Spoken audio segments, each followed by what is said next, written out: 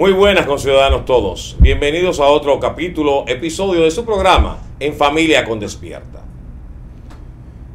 Tengo que hacer un breve análisis, ya que en el programa anterior pasamos el liguito de la mochila azul. Me preocupa porque yo no sé, después que lo dije y eso, si verdaderamente nos están utilizando. Digo esto porque yo creo que el PLD como partido y como gobierno tiene muchas artimañas en la manipulación de la gente. Y con un escándalo tumban otro, y a veces siento que sí es provocado. Por eso le dije a Lucía Medina, quizás ella no tenía la culpa, pero a veces pienso, pudo haber sido preparado, no pudo haber sido preparado. Lo digo porque ahora resulta otra cosa. Imagínense usted, Gonzalo Castillo, ministro de Obras Públicas, tremendo funcionario. Oiga, dice que se le zafa. O no digo yo que se le zafaría, ¿no? Decirle al presidente, benefactor, con la implicación que tiene esa palabra dentro del pueblo dominicano. Yo de verdad creo con esto que eso es otra parte del pan y circo que nos están dando. Y que definitivamente lo hicieron adrede para exacerbar algunos sentimientos encontrados con respecto a eso. La historia que juzgue lo bueno y lo malo de Trujillo, pero todavía hay espinitas, porque aquí con el asunto de la impunidad y de no tener un régimen de consecuencias, como hemos dicho en comentarios anteriores, hay personas que cometieron asesinatos en esa época y murieron de viejo, sin ninguna implicación judicial. Pero qué lástima que están utilizando así al pueblo dominicano. Nosotros tenemos que levantar nuestra conciencia, pueblo, a cogerle las funditas y ser los reformistas, como le dijeron un tiempo a Balaguer, y definitivamente mostrarle a los que nos gobiernan, sean quienes fuesen, la decisión que tenemos como pueblo, de que tenemos que organizarnos, de que tenemos que tener leyes con regímenes de consecuencia, de que tenemos que tener una justicia totalmente independiente para que se acabe el relajo, para los que se están robando todo el erario, mañana lo podamos juzgar. Nadie tiene derecho a jugar con el hambre de este pueblo. Nadie tiene derecho a jugar hasta con nuestra inocencia como pueblo, porque siempre somos engañados. Claro, si la primera, la segunda, ya la tercera, el culpable soy yo. Entonces levantemos conciencia y no nos dejemos llevar de estos jueguitos que está mandando el gobierno y sus diferentes ministros, porque de verdad no creo que al ministro se le haya zafado esa palabrita de benefactor. Lucía no puede ser tan estúpida, y perdóneme la palabra, de cometer eso con las mochilas. Ya siento como que están provocando las cosas, tirando lagrimitas en el Congreso que ni cayeron, se secaron antes de salir de los ojos. Y ministro, por Dios, usted ha sido más que profesional. Ese espíritu lambonista, si se quiere, déjelo porque a usted no le luce. Creo que usted en lo que ha hecho, lo ha hecho bien. Y el presidente no necesita esas cosas. Eso es muy delicado, jugar con los sentimientos de un pueblo. No queremos otra vez que pase lo que pasó. Queremos un país totalmente democrático, queremos un Estado de derecho, queremos una justicia independiente, queremos un régimen de consecuencias. Por favor, pueblo dominicano, conciudadanos todos, despertemos, que lo único hasta ahora que podemos hacer valer es nuestro voto. Hagamos un voto de conciencia. Démosle una pelita a esta clase PLDista que realmente ha buscado la liquidación del pueblo dominicano, que ha vendido completamente al pueblo dominicano sin importarle las nuevas generaciones. Digámosles como la famosa frase de Viriato Fiallo: basta ya de PLD. Basta ya de PLD. Muchas gracias. Continuamos con su programa En Familia con Despierta.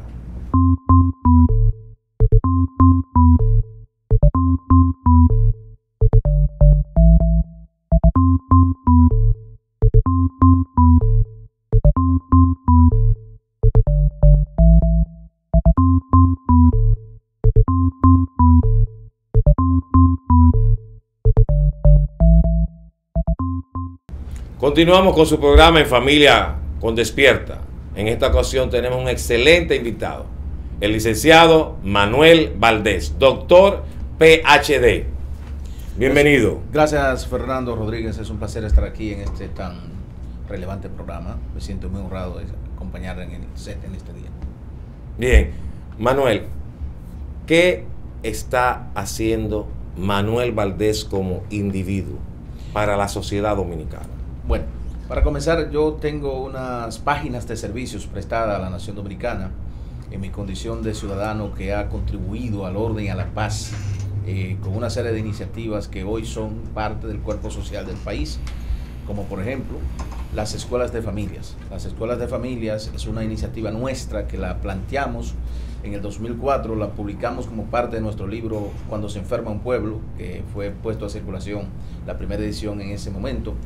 Hemos venido sustentando una serie de servicios en el ámbito comunitario, trabajando con organizaciones de base comunitarias y de fe, tanto aquí como en el exterior, a nivel de Estados Unidos, Centroamérica, Islas del Caribe, el Suramérica, trabajando procesos de cambio. Nuestros países, nuestros pueblos, nuestras sociedades agonizan socialmente debido a una serie de presiones que la sociedad va recibiendo de los gobiernos, de la toma de decisiones temerarias que se van dando en el constructo de la sociedad, y nosotros hemos venido procurando encontrar cuáles son las posibles formas de responder a esas condiciones imperantes que tenemos específicamente en nuestro contexto de realidad de la sociedad dominicana. También hemos participado en el ámbito de la construcción de un pensamiento progresista para la sociedad, planteado a través de lo que es y son mis libros, por ejemplo ese libro Cuando se enferma un pueblo, entre otras obras publicadas, para ser preciso, unas 16 obras publicadas. Hemos estado trabajando, organizando la comunidad, trabajando con personas en estados vulnerables, en operativos médicos, nuestros equipos médicos de colaboradores. Hemos hecho operativos de varios días, 30, 40 médicos. El último fue, por ejemplo, en la provincia donde yo nací, Elías Piña, en el municipio de Comendador. Allí atendimos alrededor de 300 personas con condiciones vulnerables, abandonadas, marginadas. Hemos sido focales en atencionar a personas en estados vulnerables, con condiciones que no son buenas. Mi persona es un padre de familia, un ciudadano. Tengo afortunadamente una familia estable, mis 4 hijos, el menor tiene 25 años, es un odontólogo, también es un profesional, intérprete profesional certificado en los Estados Unidos. El mayor es un abogado, el menor también es médico, está especializando. El segundo es un ingeniero en sistemas, y la joven, mi niña, que tiene 26 años, es médico, ya que acaba de salir de su pasantía. De modo que Manuel Valdés es un padre de familia, un ciudadano que nació en una provincia no pobre, sino empobrecida, porque los pueblos per se y por naturaleza propia no son pobres, lo empobrecen quienes administran el patrimonio colectivo. La provincia de Comendador, el municipio de Comendador, la provincia de Elías Piña, donde... O sea, tú eres balaguerista, Manuel.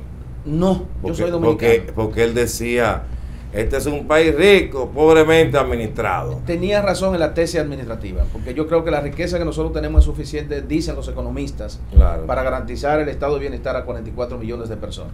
Manuel, ese trabajo social básicamente está dirigido hacia la política, porque si un trabajo social que busca la concientización de un pueblo no se lleva de una u otra forma a las urnas, de nada vale, porque no vamos a cambiar nada.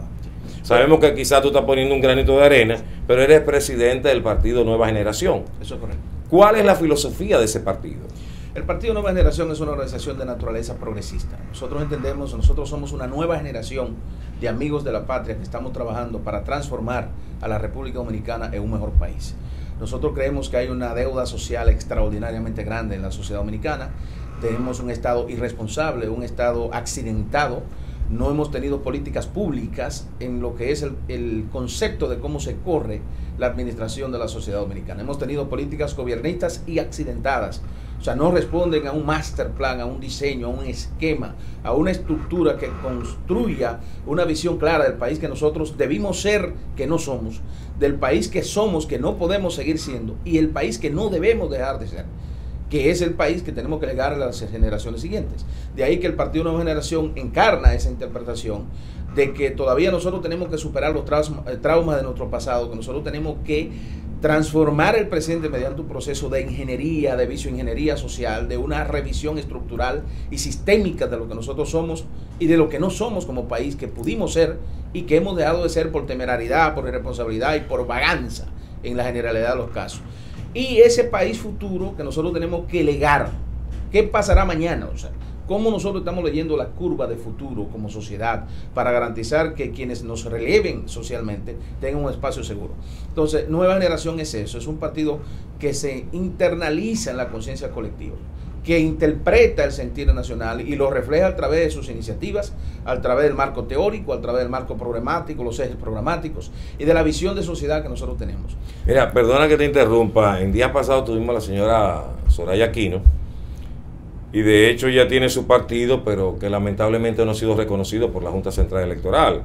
Entonces, se hace un flaco servicio cuando no es reconocido, porque si las instancias legales no te permiten accionar, ¿cómo entonces tú vas a llevar esa filosofía de cambio hacia el país que tú quieres? O sea, de un Estado fallido a un Estado que vele por la población en sentido general. El gran desafío es lograr el reconocimiento a nivel jurídico de la Junta, porque una cosa, digamos, es el reconocimiento de la Junta y otra cosa es el reconocimiento social. Cuando un partido tiene reconocimiento social es cuando la sociedad lo internaliza, lo asimila como intérprete de su realidad. Nosotros estamos siendo intérpretes de las comunidades donde estamos llegando con soluciones puntuales a la problemática de los ciudadanos en estados vulnerables. Ahora, estamos trabajando para que la Junta cumpla con lo que es de ley. ¿Cuál? Arbitrar el proceso de la democracia, ser árbitro de la democracia, ser garante de la institucionalidad del país, generando espacio para que otras ideas, para que nuevas personas, que somos tan dominicanos como los que nos gobiernan, podamos participar en el espacio de administración pública. Nosotros en el 2012 radicamos la solicitud de reconocimiento del partido. Por cierto, la señora Soraya Aquino era uno de los partidos que estaba calificado, éramos 8, que de 35 organizaciones calificamos en materia de ley nuestro expediente, pero por razones políticas, no de ley, como se suele tomar decisiones acá, esos partidos no fueron reconocidos. O sea, se nos negó el derecho a organizarnos políticamente, que constitucionalmente le corresponde al ciudadano, de elegir y ser elegido, y de organizarse políticamente donde crea que sus ideas pueden encontrar un cauce para viabilizarse. Nosotros estamos ahora en la fase de reintroducir el expediente para buscar el reconocimiento de la Junta Central Electoral. En perspectiva, nosotros estamos creando una gran alianza social más que política con las fuerzas vivas de la sociedad para generar toda la presión social que sea posible para generar los cambios. Nosotros sabemos que un partido político, si bien es un instrumento de la democracia, si bien sirve de base para garantizar espacio de participación, que desafortunadamente tiene que ser así, porque debería no ser así. Yo espero el día en que cualquier ciudadano de a pie que no tenga necesariamente una afiliación política a un partido, pueda postular su página de servicio y pueda ofrecerse como opción para ser elegido por la comunidad. Los partidos políticos han venido a ser una especie de secuestradores de la libertad colectiva y de que las mejores expresiones sociales se involucren en la toma de decisiones. Bueno, por eso es parte del juego democrático. No sé si recuerda lo que pasó en un país tan definido con demócratas y republicanos, con Ross Perot, por ejemplo, en los Estados Unidos. Correcto. Que él dijo, yo soy millonario y tengo $1 millón para invertir en mi campaña diariamente. Sí. Y no ganó, creó expectativa, pero no ganó porque es que ya eso está establecido. Sí. Y lamentablemente, a favor, en contra, querramos o no, nosotros dependemos de una situación que viene desde allá. De hecho, ellos están luchando porque haya un bipartidismo en este país. No podemos seguir con 20 y pico, 30 y pico de partidos que simple y llanamente ordeñan una vaca. Entonces, Nueva Generación va a seguir ordeñando la vaca. ¿Cuál es la diferencia de Nueva Generación con respecto a todos esos partiditos biságaras que existen hoy en día? Como su nombre lo dice, cuando nosotros decidimos participar en la acción política, entendiendo que la política es vinculante, yo estoy claro que no solamente desde el escenario político se pueden hacer transformaciones. O sea, desde allí se pueden masificar, magnificar y darle cuerpo social. Estoy claro en eso. Cuando decidimos hacer política, teníamos dos decisiones frente a nosotros, frente al espejo del destino. Una, adscribirnos a uno de los partidos del sistema y tratar de hacer carrera política por ahí. Pero nos dimos cuenta que esas estructuras políticas no están abiertas a nuevas ideas. O sea, hay un tranque en cuanto a prioridades, a intereses especiales que están detrás de los partidos políticos del sistema.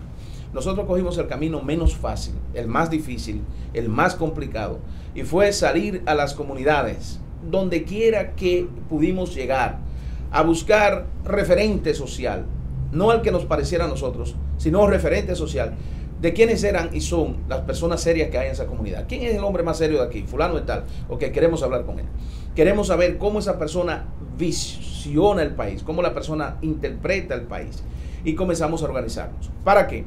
Para que la nueva generación refleje no la expresión de Manuel Valdés, sino la expresión sumaria de un nuevo liderazgo, de un pueblo que quiere un cambio. Y ese cambio, el tiempo que tomen lograrlo, lo vamos a lograr. Yo soy de quienes creen que los cambios no suceden de golpe, pero con cada golpe generamos cambios. Sí, Manuel, pero hay que entender que en ese proceso hay desgaste. Entonces tu visión se puede caer en la mayoría de la gente que está esperando un real cambio. Por ejemplo, tenemos dos personas que han salido, ¿verdad? Una es el nieto del dictador, que no tiene nada que ver con la dictadura, y Alfonso Rodríguez. Ellos simple y llanamente, como él sabe que él tiene, creo que Nueva Esperanza, no se lo van a aprobar, va al PDI y se acoge directamente y funciona, y está hablando de una serie de cosas y pronunciamientos que tú dices, oye, bárbaro, va a cambiar el país. Entonces, una persona como usted, que viene del ámbito cristiano, con ya valores creados, intrínsecos en su persona, de repente no tiene dónde expresarlo. Soraya Aquino, excelentes intenciones, y no tiene dónde expresarlo. Entonces, nos estamos perdiendo, porque llega el momento en que todos queremos ser cabeza de ratón y no cola de león. Entonces, nueva generación va a esperar por seguir queriendo ser cabeza de ratón a que el proceso tarde 20, 30 años, ya cuando tú no puedas, digas, ya me tocó el turno ahora, o voy a comenzar a incidir dentro de esos partidos para cambiar esa política, porque de hecho la sociedad está exigiendo, pero todavía dependemos de esos partidos grandes. Sí, yo creo que es una estrategia combinada, Tenemos que incidir desde el plano de la sociedad, porque el gran pueblo, la gran mayoría, la gran alianza que nosotros queremos hacer, no es con un partido político, es con el pueblo, es con la sociedad, es con ese 40% o más de ciudadanos que no se sienten reflejados en los partidos del sistema. Nosotros queremos crear más que un gran pacto político, un pacto social, para influenciar el destino de nuestro pueblo. Que se necesita una base jurídica para participar, magnífico. Que se necesita un partido que acoja esas expresiones de esos ciudadanos en sus respectivas comunidades, magnífico. Que se necesita una gran base económica. Se necesita una base económica también, porque desafortunadamente aquí la política es una profesión que ha costado al pueblo todo lo que le cuesta. O sea, es la política más cara de Latinoamérica la que se hace aquí. Porque el que no tiene una propuesta tiene que salir a comprar la conciencia. Y el que no tiene conciencia la vende porque no tiene conciencia. Entonces nosotros estamos trabajando para esa gran alianza con el pueblo, con las fuerzas vivas, con los sectores sensatos de la sociedad dominicana. Y como contrapartida, estamos en conversación con partidos minoritarios que tienen ideas afines, que tienen intereses comunes y que están viendo la necesidad de un relevo generacional. Y que están viendo el imperio de la circunstancia que dice que es ahora o nunca. En el 2020, lo que está en juego no es una elección, lo que está en juego es el destino de la República Dominicana. Es si nosotros a partir del 2020 podremos seguirnos llamando República Dominicana. Es si tendremos acceso y derecho a la territorialidad. Es si nosotros podremos ser gerentes y administradores de nuestra materia prima, de nuestros recursos naturales. Estamos hablando de que lo mejor de nosotros como dominicanos se está perdiendo. Desgaste. Creo que en este caso hemos tomado la medida cautelar de que no sea Manuel Valdés el centro único de la propuesta que nosotros estamos planteando, sino que es un equipo de hombres. Nosotros tenemos una cultura del trabajo en equipo y por lo tanto entendemos que independientemente de mí y más allá de mí, el germen del cambio, del proceso de cambio, de la transformación social, ya está en el corazón y en la cabeza de muchos dominicanos que están organizados con nosotros y otros que no, pero que están identificados con el proceso de cambio. Entonces, con ese gran pueblo, necesitando ese cambio, con esa minoría comprometida a generarlos, nosotros creemos que independientemente de que yo dure el tiempo que dure en esta vida, ese proceso no va a fracasar, porque no está establecido sobre la base de un personalismo, de un liderazgo individual, sino de un liderazgo corporativo. Bueno, tú sabías que en las últimas elecciones, con el presidente candidato, es donde el elector dominicano ha tenido la menor abstención. Tú sabías que este presidente ha sido el que más votantes ha atraído, o mejor dicho, menos personas han dejado de votar, que tenemos un presidente que trabaja más hacia la población desposeída. Si tú te pones a ver los proyectos que este presidente ha hecho, entre hospitales, 911, las escuelas, los almuerzos y las meriendas que da, y un sinfín, por ejemplo, los proyectos habitacionales, todos han sido hacia la clase más desposeída. No ha habido un apartamento de lujo para un funcionario en este gobierno, ¿verdad? Y hospitales, bueno, él no es ingeniero, como he dicho otras veces, si se chorrean o no, pero como cabeza está dirigiéndose hacia el pueblo. Aparte que le da su bono gas, su bono luz. Y él entiende que él tiene en sus manos un 60% de ese electorado. Él lo entiende, porque aquí lamentablemente hablábamos con un amigo de que nosotros cuando vamos a las elecciones, todo el mundo dispersa la oposición, y cuando pasan las elecciones, ay, me las robaron. Me robaron las elecciones, como el niñito. Y no prevemos esas cosas. O sea, el liderazgo político dominicano, todavía yo no he sentido que se ha unido, que ha cohesionado para decir, te vas. No lo hay, ¿eh?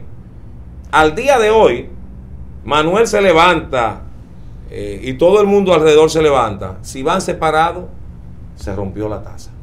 Él se queda. Es el referente histórico.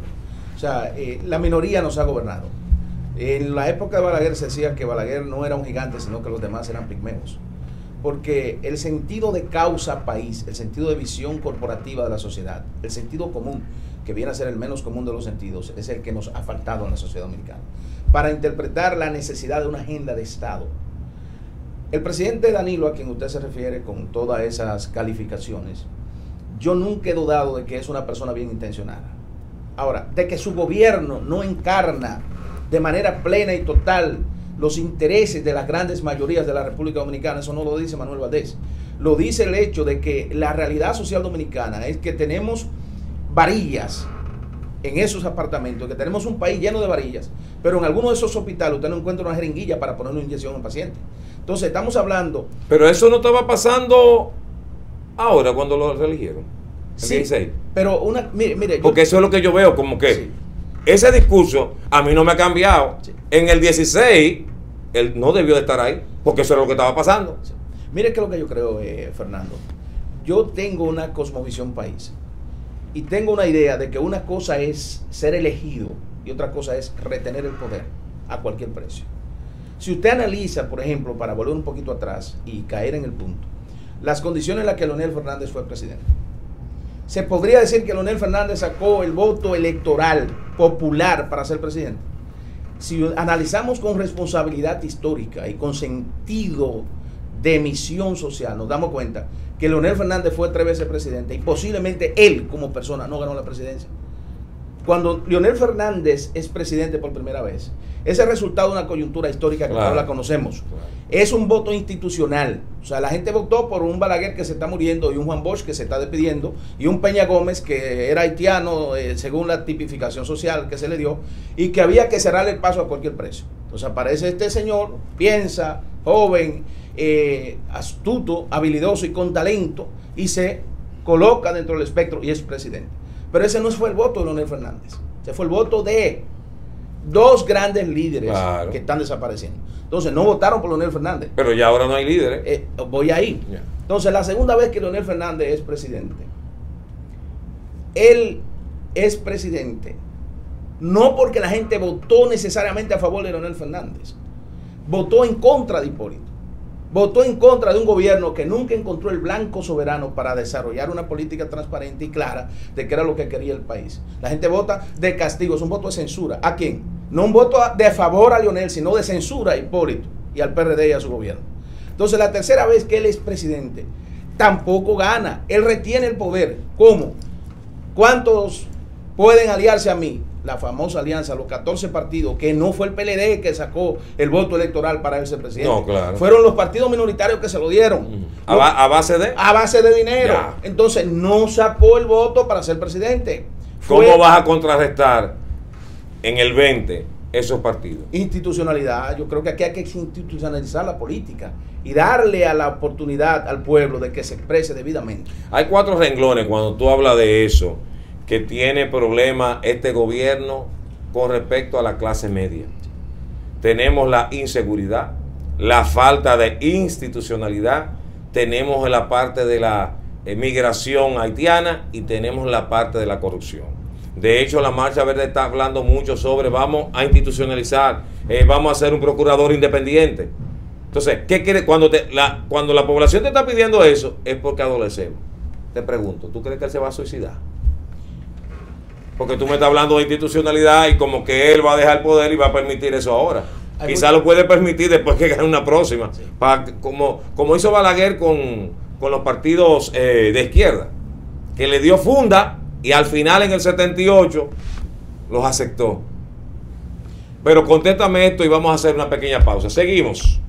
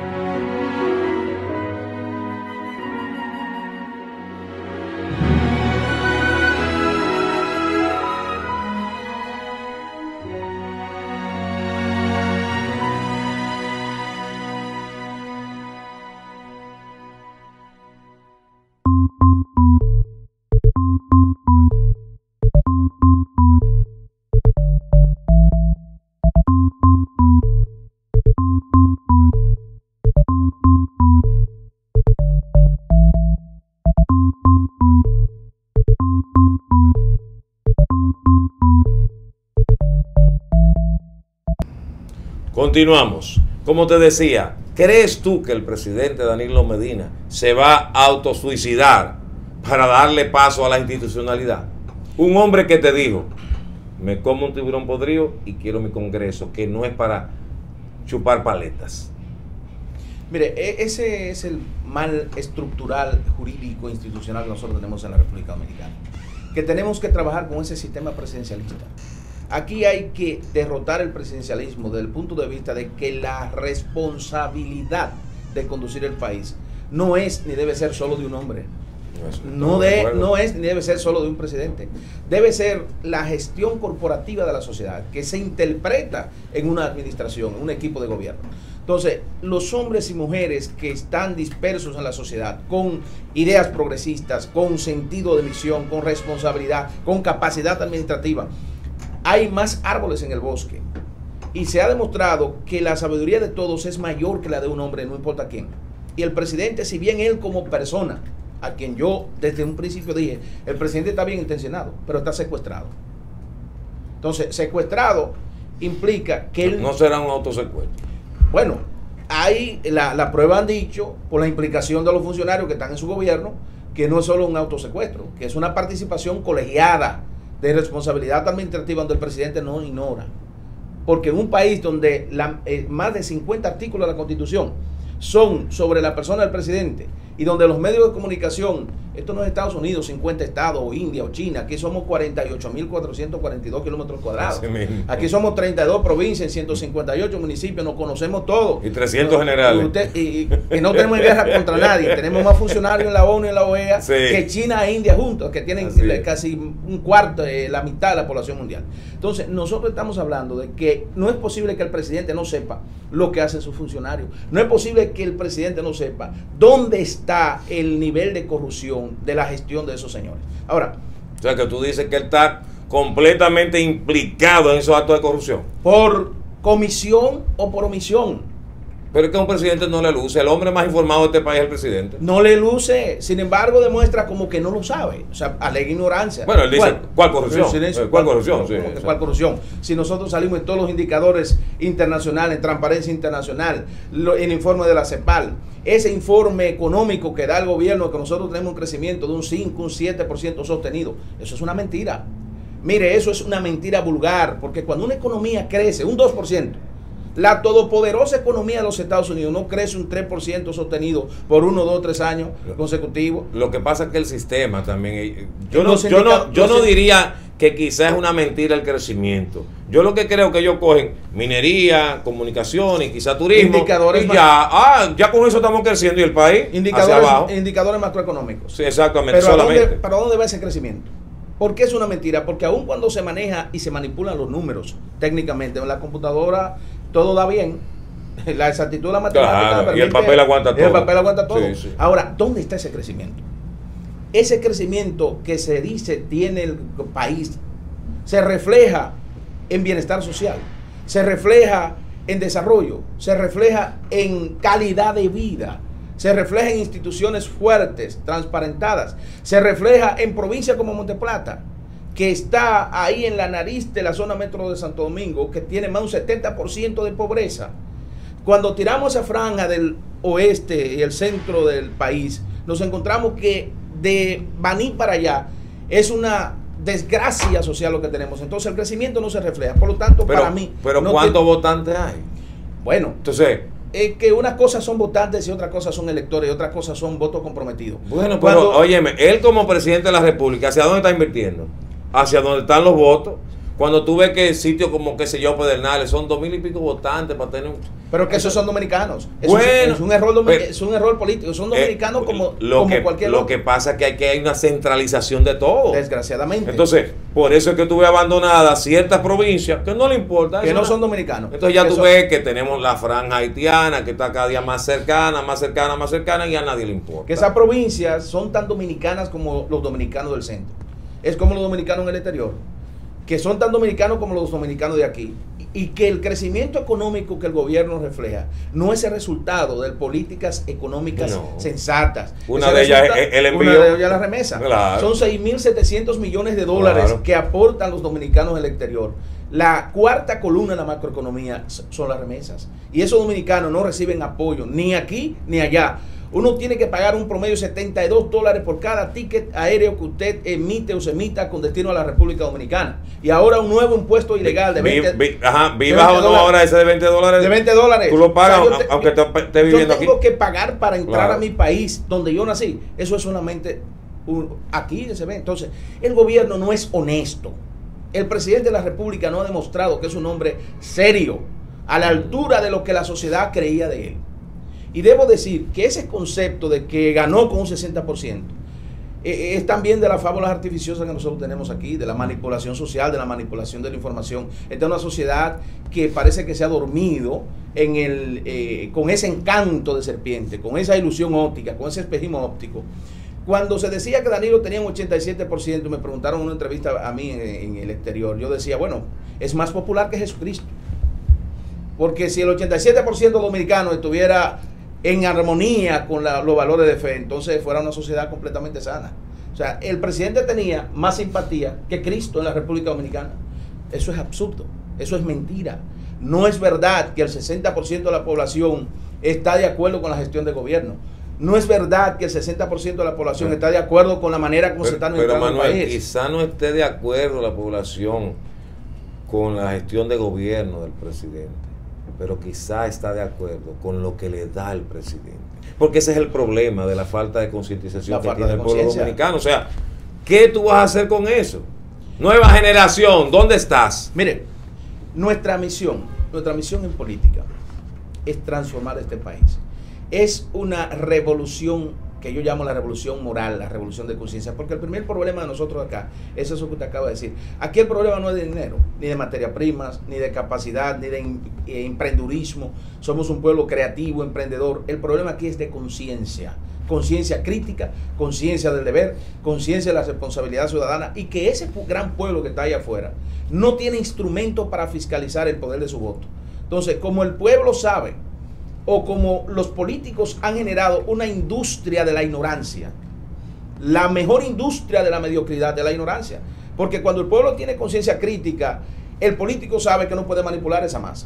Ahora, si se induce, si se promueve, si se fabrican esquemas para generar la industrialización de la miseria, de la pobreza y de la ignorancia, ese es el nicho sobre el cual los políticos se sostienen. Pero entonces, ¿qué es lo que nosotros necesitamos hacer? Una revolución de conciencia, una revolución moral y una revolución administrativa, que hay que transparentar la cosa pública. La República Dominicana, la gestión administrativa de cualquier gobierno tiene que ser una caja de cristal que demuestre por dónde entró un centavo, bajo qué circunstancias y dónde fue a parar. Y que el ciudadano tenga instrumentos para fiscalizar. Aquí debe incorporarse en la Constitución de la República la figura del plebiscito, donde si el presidente quien fuere, no corresponde a la investidura de su cargo, se ha destituido. La propuesta del fiscal independiente debe ser, porque el procurador fiscal como jefe del Ministerio Público es y debe ser una figura neutral, no puede ser una figura política que la asigne el presidente y va a someter al presidente para que el presidente lo designe. No, tiene que ser electo en Asamblea Popular, que las fuerzas vivas postulen a los mejores ciudadanos por dignidad, por honestidad, por mérito, por página de servicio, por solvencia moral, y que se coge mejor.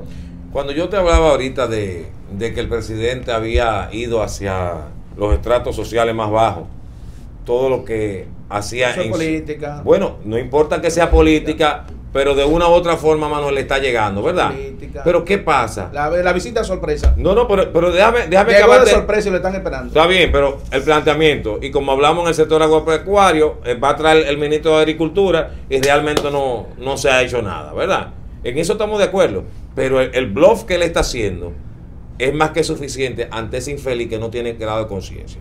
Ellos han planteado una revolución educativa donde dice tenemos que enseñarle al pueblo. Imitando lo que pasó en Brasil con Lula. O sea, es una copia, pero una copia sin responsabilidad social. Yo te voy a decir a quién está imitando. Una revolución educativa.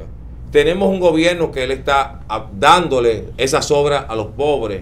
No, que le hice el teleférico y mira, me economizo tanto. No, es una obra grandiosa y con el metro y qué sé yo qué. Fantástico el que vive por ahí. ¡Wow! Y ahora me van a hacer uno por el Carrizo. Oye, ese hombre está pensando en los pobres.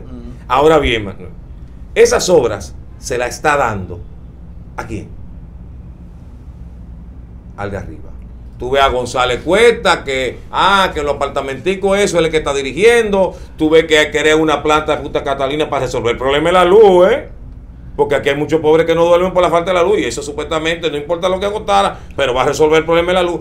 Es un solar de los vecinos. Carbón o no, oye lo que pasa, carbón o no, cuando tú tienes hambre, óyeme, tú me puedes dar el plátano sin sal y yo lo voy a encontrar como un filete.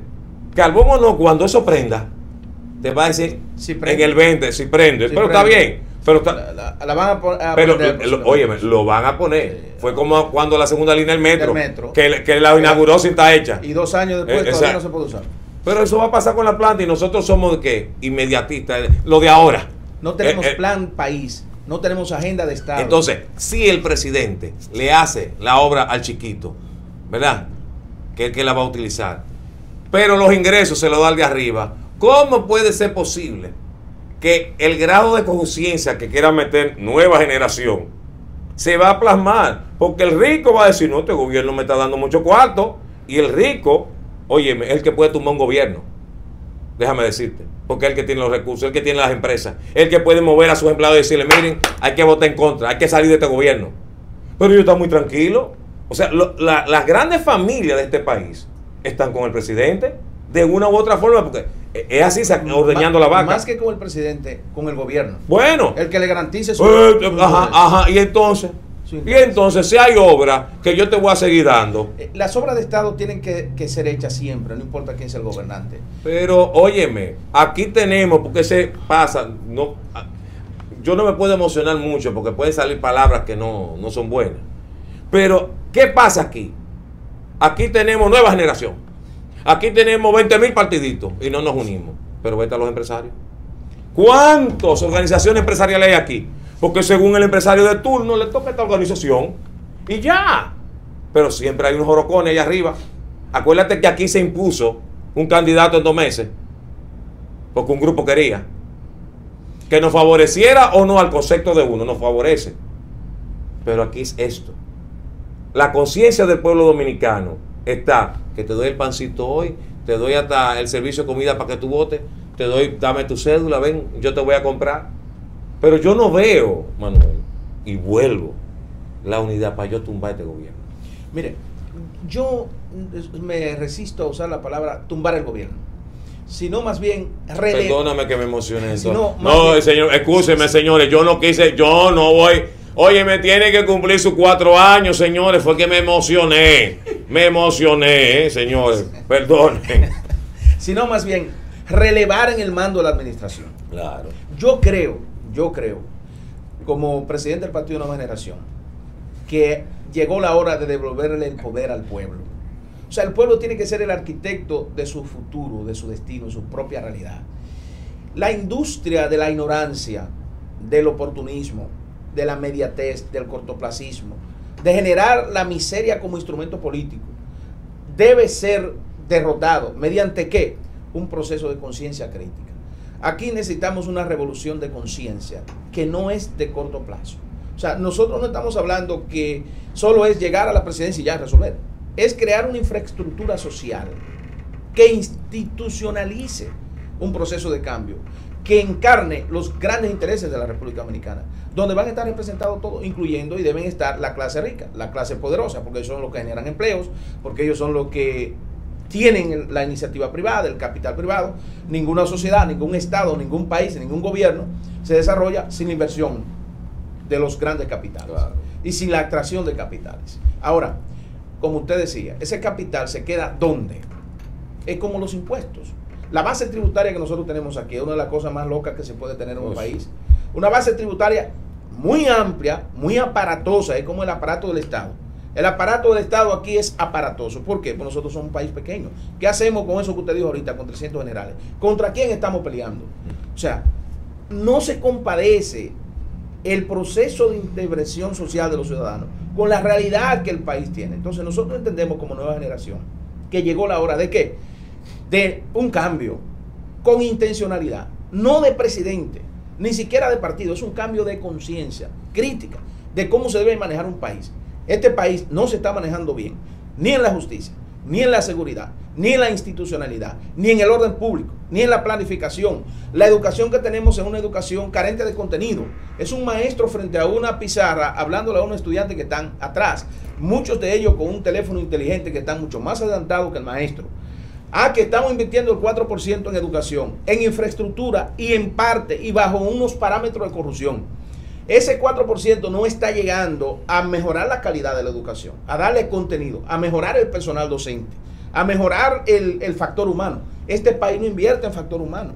Nótese aquí que nosotros tenemos 50. Pero y no, el ministro de Educación no te está diciendo que tiene 20,000 becas para formar nuevos profesores. Nuevos profesores. ¿Dónde van a ejercer? Pues no solamente que sean... Pero le está haciendo las escuelas y las aulas, no es que están ahí. ¿Y dónde no está? Se supone que este hombre, se dice que de Trujillo para acá, el que más aula ha construido es este.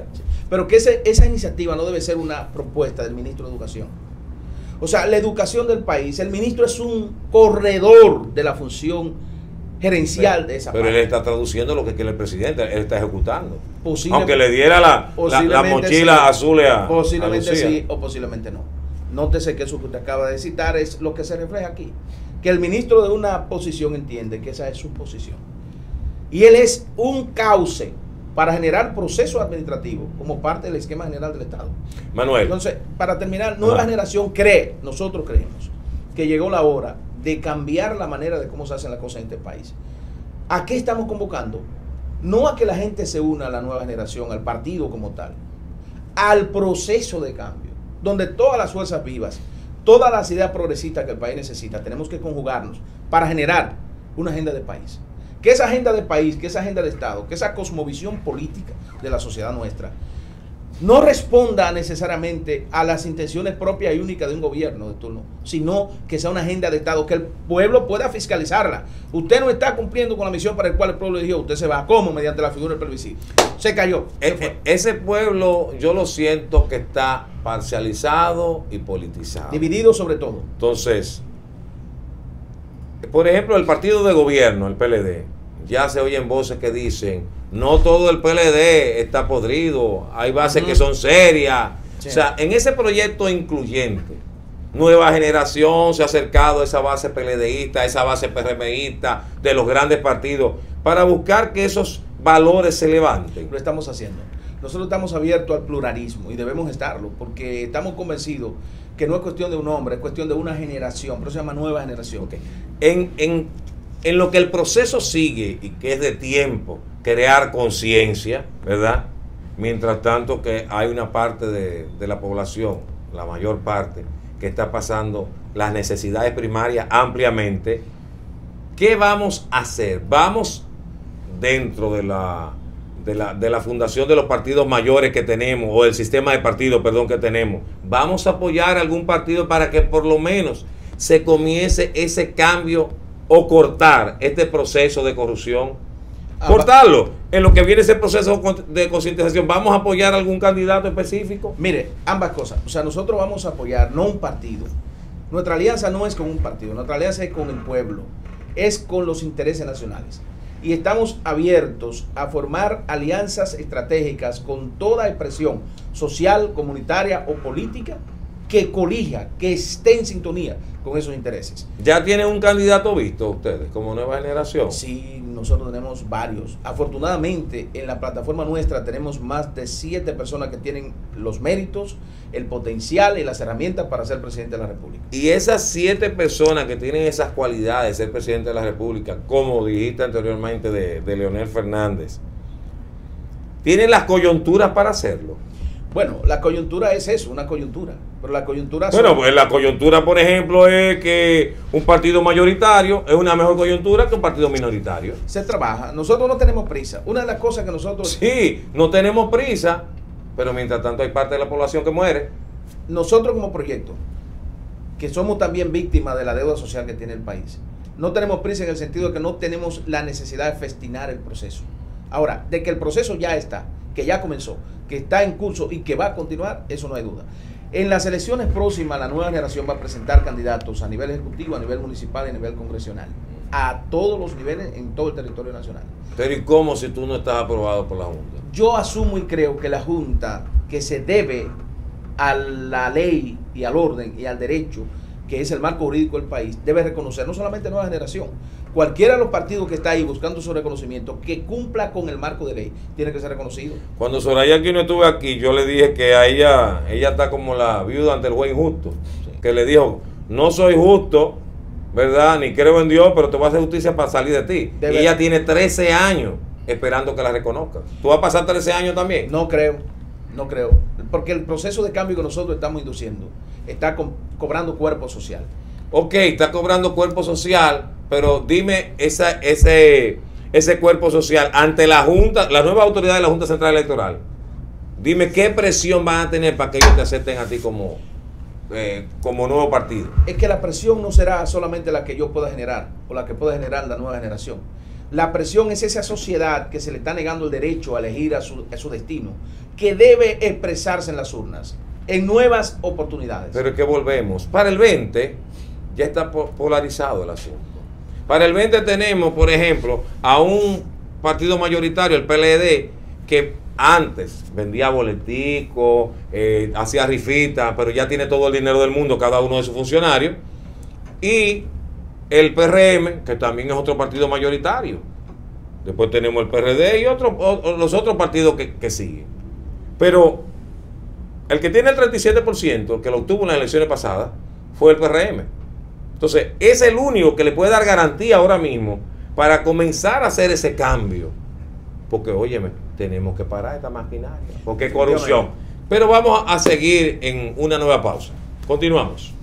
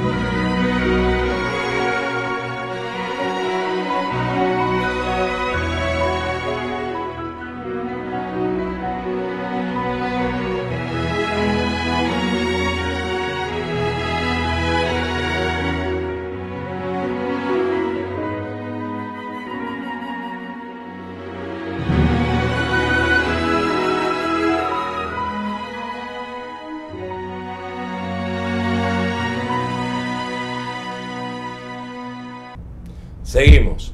Manuel, en el tiempo que nos queda, háblame un poco de la situación de este gobierno y qué tiene que hacer el pueblo dominicano para que en el 20, no después, en el 20 podamos tener un respiro. Bueno, lo primero que tiene que hacer el gobierno, sabemos cómo se está manejando, temerariamente mal, en todos los aspectos fundamentales de lo que es un gobierno, temerariamente mal. El pueblo lo que tiene que seguir haciendo es organizándose donde quiera que encuentre que puede viabilizar el proceso de participación para relevar en el mando esta administración de gobierno. Esa expresión social que se está dando a través de las manifestaciones de la Marcha Verde, de la sociedad civil está comenzando a reaccionar. Yo creo que eso hay que fortalecerlo, hay que darle mucho más institucionalidad, generar no solamente que la Marcha Verde diga, sino que el pueblo dominicano diga, que la Fuerza Viva de la Sociedad diga, que se cree un consejo de gestión donde nosotros con mucho gusto estamos dispuestos a participar para articular el borrador de una agenda y que esa agenda la oposición la presente a la sociedad dominicana como una opción política de cara al 2020. ¿Que la encabece quién? Eso se puede discutir sobre la marcha. Pero lo más importante aquí no es quién encabece esa agenda, sino que la agenda esté. Porque si nos presentamos en el 2020 sin una agenda del país, sin una visión clara, qué es lo que nosotros somos y qué es lo que no podemos dejar de ser a corto plazo como país, perdimos el país. Entonces, en el 2020 lo que estamos planteando es que la nueva generación, el equipo de hombres y mujeres que nos acompaña y todas esas fuerzas vivas de la sociedad dominicana, nos organicemos para relevar en el mando al gobierno de turno. Tiene que ser. Lo que está en juego en el 2020 es el destino del país. Y yo digo que si el pasado toca a la puerta de algún ciudadano de eso y le dice, ábreme, le responda, no tiene nada nuevo que enseñarme. Yo creo que hay que mirar hacia adelante. Por eso Dios nos puso los ojos al frente, no detrás, para que miremos hacia adelante, para que vayamos hacia el futuro que nos espera, para que nosotros articulemos la participación responsable de conducir el destino de la República Dominicana. El 2020 nosotros vamos a estar al alcance de la colectividad, al alcance de la nación dominicana, como una propuesta electoral y política para cambiar este país, sacar a la República Dominicana adelante. ¿No te preocupa esta palabra, benefactor? Es que el Estado debe ser benefactor, pero no industrializar la miseria para crear parásitos sociales. Pero tú oíste a quién se le dijo, ¿verdad? Ahora en estos días, ¿no? Sí. ¿Y quién la dijo? Ya. Sí. El Estado y el Estado paternalismo, que es una de las corrientes económicas de la administración política, ese Estado benefactor, que crea miserias con intencionalidad para justificar la manipulación de grupos y nichos sociales, ese Estado debe desaparecer. Esa corriente del Estado debe desaparecer. Aquí a nadie se le debe usar como prototipo para un ensayo social, una investigación, jugando con el hambre. y jugando con la salud, y jugando con la educación, y jugando con la dignidad de la vida. O sea, el pueblo dominicano tiene que asumirse como intérprete de su propia realidad. Y el gobierno, no importa quién sea, que trate de jugar con la dignidad de nuestro pueblo, no puede gobernarnos, no importa quién. Entonces, el Estado benefactor, el Estado patrimonial, como se conoce, debe ser todos los dominicanos. El Estado somos todos. El Estado no debe crear un nicho al que haya que darle. Yo creo que cada vez que un presidente, por ejemplo, tiene que ir un fin de año, cuando lo escoja, a repartir una canasta, llevarle una canastita de alimento a una persona para demostrarle que el gobierno, que el Estado, que los políticos están pensando en su realidad, debería darle vergüenza, porque esa no es la función de un presidente. Y mucho más si tuvo 12 años en el gobierno y que yo tengo que decirle a un ciudadano que para que sepa que el Estado y que yo como político pienso en él, tengo que llevar una cajita donde se rompen brazos empujando. Eso es una vergüenza histórica para nosotros. Solamente se ve aquí. ¿Por qué? Porque se cree ese estado paternalismo, ese estado parasitario. Bono gas. ¿Por qué hay que darle un bono gas a un ciudadano y a otro no? No, lo que hay que crear espacio de producción, que cada ciudadano pueda comprar su gas en el libre mercado, claro, donde se vende, que no haya que crearle esa dependencia, que no haya que crearle, que tiene que tener un fondo de asistencia de 1.000 o de 2.000 y esperar a eso. No, que la persona tenga capacidad de autogestión, de emprendurismo, de crear mecanismos de producción, que no tenga que depender de eso. O sea, el Estado debe ser un facilitador del proceso de desarrollo, no el constructor de una infraestructura de miseria para generar manipulación social, como sucede aquí. Entonces, Nueva Generación protesta contra todo eso con el contenido de la propuesta nuestra, porque nosotros entendemos que no solamente somos oposición, somos proposición. Nos preguntaba recientemente, ¿qué piensa usted de la oposición política en la República Dominicana? Y yo decía, bueno, el problema de la oposición política es que no tiene posición. La oposición política no tiene posición. Nosotros tenemos una posición. ¿Cuál? Devolverle el poder al pueblo, alcanzar el poder para gobernar con justicia, un gobierno justo y de valores, compuesto por los hombres y mujeres serios que todavía le queda al país, que son muchos. Lo que pasa es que la delincuencia se ha hecho cultura y se ha creado aquí la cultura del delito y se ha demostrado que el Estado es patrocinador de esa cultura del delito.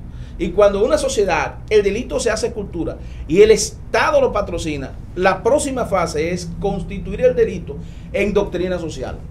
¿Y cómo lo patrocina el Estado? Bueno, generando dependencia, no castigando la corrupción. En los pasados 27 años aquí no se ha condenado el 4% de los actos de corrupción en la República Dominicana.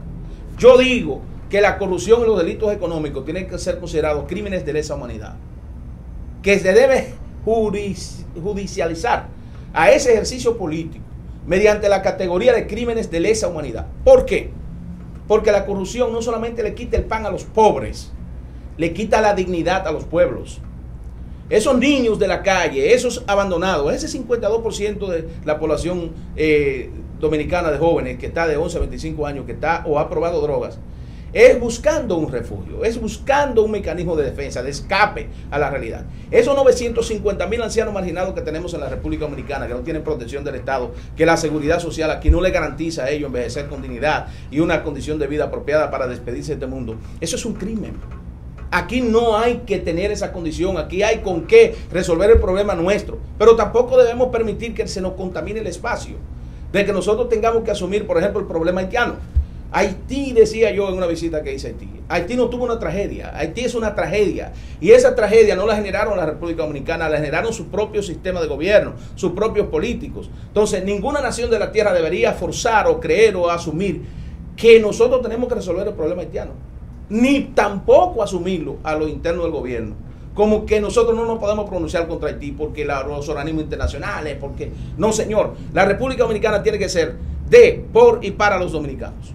Y si a partir de ahí podemos ayudar a Haití, a quien tengamos que ayudar, siempre lo lo vamos a seguir haciendo. Pero no se nos puede imponer, no se nos puede violar nuestros derechos de ser un país libre, soberano, sin que se hunda la tierra.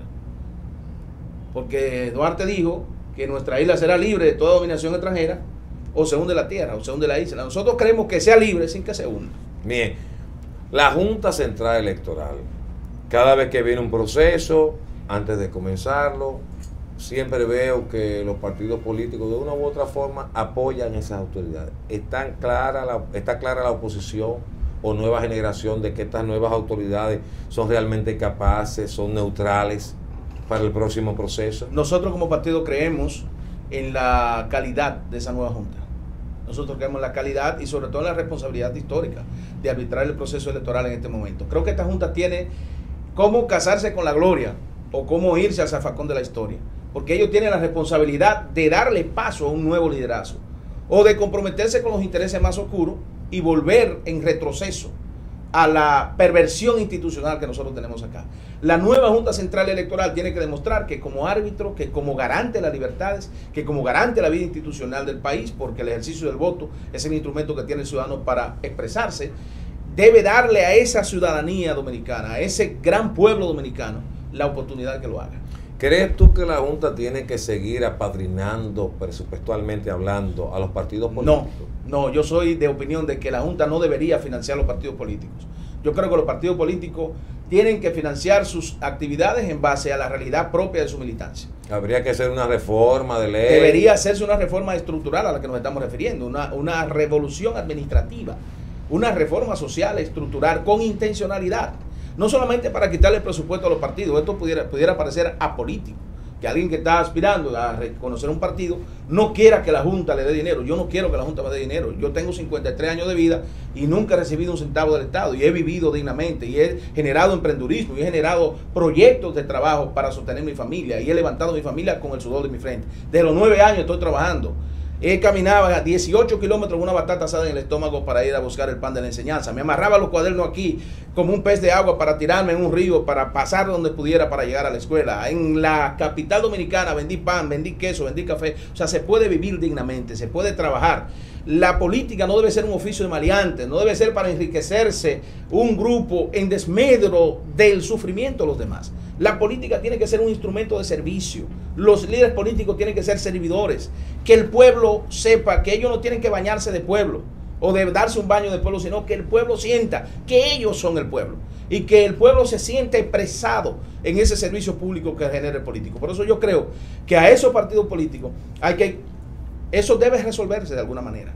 Debe resolverse. Manuel, como organización, ustedes han llevado el planteamiento hacia el Congreso para proyectos de ley, eso que puedan cambiar este proceso. No lo hemos hecho aún, pero aún tenemos ya en perspectiva una serie de iniciativas que nosotros vamos a plantear. Por ejemplo, nosotros planteamos no hace mucho, en una entrevista, por cierto, de televisión, en Radio Televisión Dominicana, en el programa La Cita Cultural, donde yo hablaba de la necesidad de un proyecto de nación, de un proyecto de Estado, una visión de Estado. Y me decía el entrevistador, pero doctor, ¿qué más proyecto de nación que la Constitución de la República? Yo le dije, estamos de acuerdo. El problema es que esa Constitución y los dominicanos la conocen. O sea, yo planteo que esa Constitución se enseñe en las escuelas públicas. Claro, debería como parte de la formación básica para que el ciudadano asuma conciencia crítica de sus deberes y responsabilidades. Esa iniciativa de que la Constitución de la República se enseñe en las escuelas la planteamos nosotros. Y la vamos a seguir planteando. No solamente que se mande a cumplir, sino que se arme un programa para su implementación, que se reforme la educación, el currículo de la educación en la República Dominicana. Tiene que ser una educación de contenido. Nosotros tenemos que educar para el progreso y para la paz. Nosotros tenemos que dimensionar la calidad de profesional que se forma en la estructura de nuestra educación, en nuestro sistema educativo. 50 universidades o más no dedican el 5% de su presupuesto a la investigación. No generamos patentes, no generamos inventos, no generamos descubrimientos y graduamos todos los años 1 millón o más profesionales en las universidades. ¿A dónde van? Se tienen que ir, muchos a tasear en Nueva York, otros a vender pastelitos en otros países del mundo. O sea, nosotros no estamos produciendo cerebros, no estamos industrializando cerebros, no estamos desarrollando cerebros, no estamos poniendo cerebros a competir, no estamos incorporando ese factor humano una vez preparado en nuestras universidades para que trabaje para el progreso, ni con los dominicanos de aquí, ni con la cuota altísima de haitianos que tenemos estudiando en nuestras universidades, que cuando se gradúan se van de aquí, se llevan otro conocimiento, se llevan la inversión que el Estado hizo a producir en su propio país o a mejorar su condición de vida en otra parte del mundo. ¿Y el Estado dominicano qué? ¿Qué pasa con nosotros con esa inversión? Entonces, aquí hay que hacer una reforma estructural de la sociedad dominicana a todos los niveles.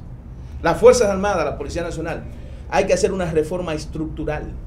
Las Fuerzas Armadas del país no se deben seguir dirigiendo por el manual del comandante. Tiene que ser un estatuto orgánico que refleje los intereses de la seguridad nacional. Tiene que ser una Fuerza Armada competitiva, con capacidad reactiva, que el estándar de calidad de vida de un soldado de la patria sea tan digno como tan digno tiene que ser, que ese ciudadano no tenga que comprometer su misión y su responsabilidad cívica ciudadana, aceptando ningún tipo de compromiso con personas que no lo contrataron, porque el Estado es que lo emplea y lo contrata para ser un servidor de la patria. Tenemos que mejorar las condiciones de nuestras Fuerzas Armadas, tenemos que equipar a nuestras Fuerzas Armadas, que no estamos en conflicto con nadie, sí, pero si lo tuviéramos, ¿cómo lo vamos a resistir? Nosotros tenemos que tener una Fuerza Armada en capacidad reactiva, a todos los niveles. A todos los niveles. Manuel, yendo al plano social, ¿qué se está haciendo con la influencia de la droga en nuestro país? Ya que tú sabes que hasta jefes de policía han dicho, aquí hay tantos puntos de droga. Yo creo que es el único país que tiene fiscalizados los puntos de droga. ¿Qué estamos haciendo? Porque estamos perdiendo mucha juventud. Tristemente. Necesitamos conciencia, necesitamos una revolución de la educación. Yo creo que el combate a las drogas debe ser el trabajo de todos los dominicanos. No solamente de la policía, no solamente de los guardiamarinas, no solamente de nuestro ejército. Tiene que ser el resultado de una vigilancia social de todos los dominicanos que nos interesa preservar este país. Nuestros jóvenes, nuestros niños, nuestras madres solteras, nuestros adolescentes necesitan una mentoría y necesitan un espacio. La frustración de no tener un espacio donde vivir, de no tener garantías sociales de que pueden vivir en sus territorios, genera esa dependencia. Los nuevos prestadores de servicios de asistencia financiera en los barrios, en nuestra ciudad y la zona metropolitana, no son los dueños de la compraventa. Usted recuerda que había un sistema de la compraventa, la persona tenía un apuro económico y empeñaba el televisor. Montepiedad. Montepiedad. Ahora no. Ahora es el tipo que mueve la economía ilegal, que le resuelve los problemas a esa gente, porque el Estado le ha fallado, porque la sociedad le ha fallado, porque el gobierno le ha fallado. Entonces necesitamos una revolución de educación, una revolución de conciencia y un compromiso patriótico para combatir las drogas de la perspectiva no solamente del consumo, sino de la distribución y producción y de esa cultura de lo fácil. Porque es que la gente aquí entiende que se despierta hoy y mañana tiene que ser millonario. Porque se le ha enseñado que el que tiene dinero aquí es el que vale. Esa cultura del tigueraje, del apandillamiento, de lo fácil y de la honra a la persona que no tiene cómo probar esa riqueza, eso hay que derrotarlo con conciencia. Manuel, ya nos queda poco tiempo, pero te voy a hacer una pregunta que yo sé la respuesta, ¿verdad? Es muy fácil cuando estamos en oposición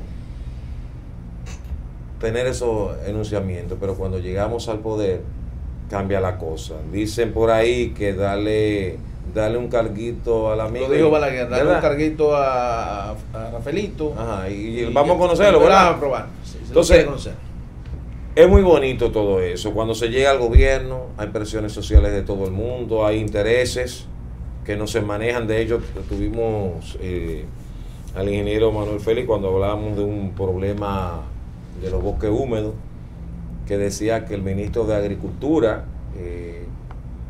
por más que quiera hacer, tiene presiones de arriba y son intereses que no puede tocar. Entonces, vamos a seguir en ese proceso. No debemos, Fernando. Cuando nosotros tengamos una agenda país y una cosmovisión del Estado que nosotros queremos ser, que los intereses nacionales estén primero que los intereses de nicho, que los intereses de grupos especiales, que los intereses del partido de turno o del gobierno de turno, entonces se cumplirá eso que usted dijo. Cuando nosotros seamos gobierno, porque desde la oposición es una cosa, un discurso, en la gestión administrativa es otra cosa. Yo pienso que lo que hay que llevar aquí una agenda y un gobierno abierto, que significa participación ciudadana, transparencia institucional y responsabilidad social de los ciudadanos. Que la población dominicana pueda fiscalizar la gestión del gobierno. Porque cuando eso esté sucediendo, no se podrá escapar del imperio de la ley, el que violente la ley, el que no haga lo que dice. Porque si usted promete en política algo que usted entiende que es parte de una agenda nacional y usted decide que usted no la va a hacer, usted es retirado. El gran pueblo sigue, pero usted es retirado de la función. Entonces, lo que yo pienso es que el pueblo debe tener más poder de fiscalizar la gestión política, la gestión de gobierno, para que el pueblo se empodere. Nosotros planteamos que en estas elecciones 2020 y lo que nos queda de destino del país, la sociedad dominicana debe empoderarse de su propio destino como pueblo. Bien, muchísimas gracias, Manuel, y muchísimas gracias, televidentes, conciudadanos todos. Gracias por estar en su espacio, En Familia con Despierta. fuiste hoy tu mejor programa.